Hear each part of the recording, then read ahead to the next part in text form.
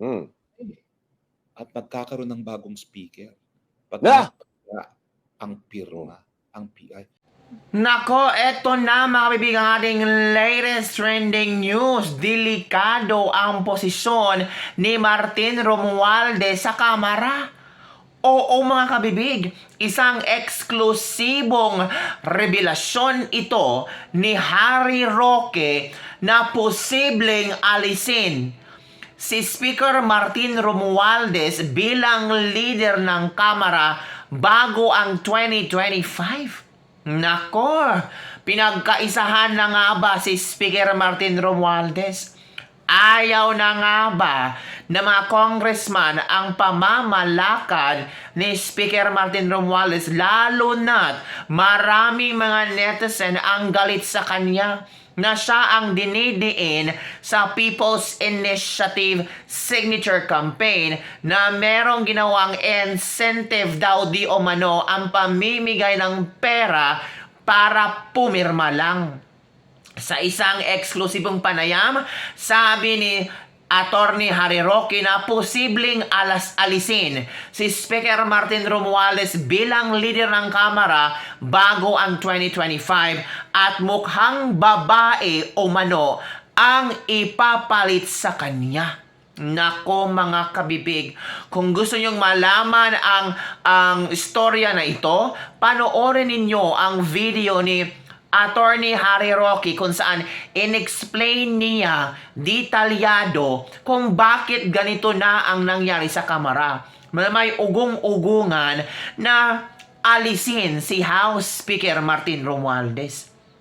Well, alam naman natin malakas ang Makabayan Black dyan ng combined forces sina Raul Manuel, si Brosas at si Franz Castro. Baka ito na ang panahon na kung saan naramdaman nila na ito na ang panahon para muling mabuhay ang dilawan at dapat patalsikin natin si House Speaker Martin Romualdez. Baka tatakbong senador si Speaker Martin Romualdez kabibig?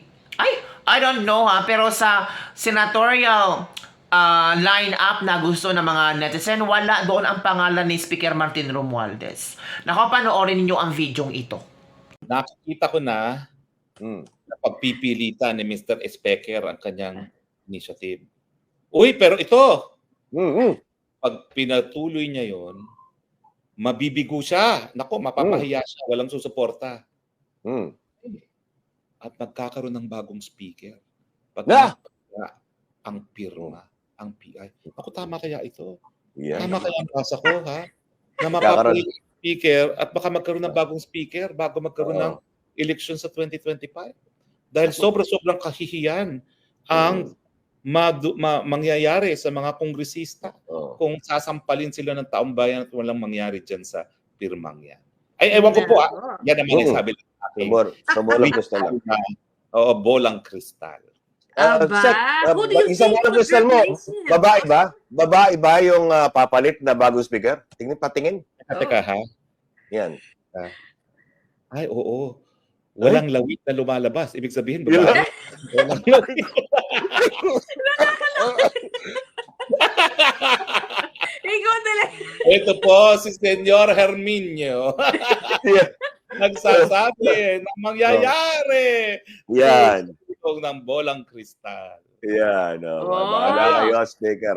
Yan na. Nagsalita na. Moral authority to lead the House should he persist in this very unpopular PI. Kaya nga ang tawag, PI na yan.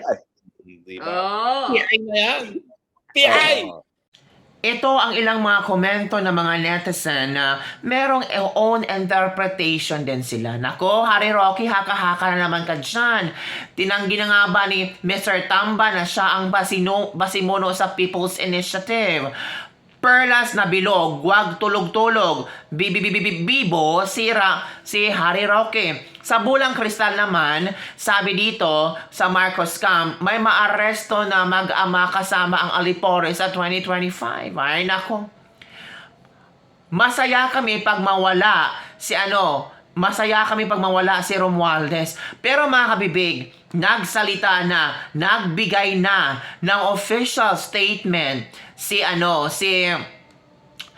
Martin Romualdez tungkol sa People's Initiative. For the first time talaga, ang hinihintay natin na magsalita si Romualdez, eto na ang kanya statement.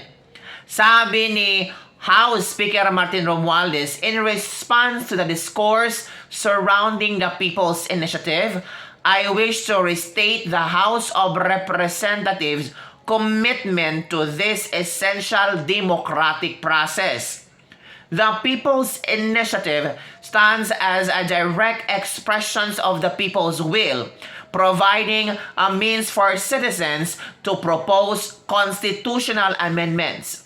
The House does not, the House does not endorse or sanction direct participation by its members in signature gathering, ensuring the process integrity and independent remains intact. Ito daw ay true at walang binaviolate na initiative spirit of honest and voluntary participation and erode of our democratic foundations. Wala daw allegations ang tungkol sa bribery or unethical practice in persuading citizens to sign the petition for People's Initiative. So walang ibinigay na bayad para pumirma ang mga tao sa People's Initiative. Nako mga kabibig, maniwala ba kayo kay Martin Romualdez? Di ba yung BFF niya si Jam Magno? Na-mention ni Jam Magno nga binibigyan nila ng incentive. Di ba? Last week, ito ay dininay ni Erwin Tulfo na walang alam si House Speaker Martin Romualdez tungkol sa People's Initiative. Still, you remember that one, kabibig? Sabi ni Tulfo Erwin Tulfo siguro sinisiraan lang si House Speaker Martin Romualdez. Wala siyang alam dyan, pero bakit ngayon? Inamin na ni House Speaker Martin Romualdez na alam nila ang People's Initiative. So, nakikita nyo talaga kung gaano kasinungaling itong mga politikong ito. Diba? Inamin niya na isinusulong nila ang People's Initiative for charter change. Pero dininay ito ni Erwin Tulfo na baka sinisiraan lang si House Speaker Martin Romualdez. At dinideny din nila at dinidenounce nila yung bribery and unethical practices para pumirma ng mga tao. Naalala nyo?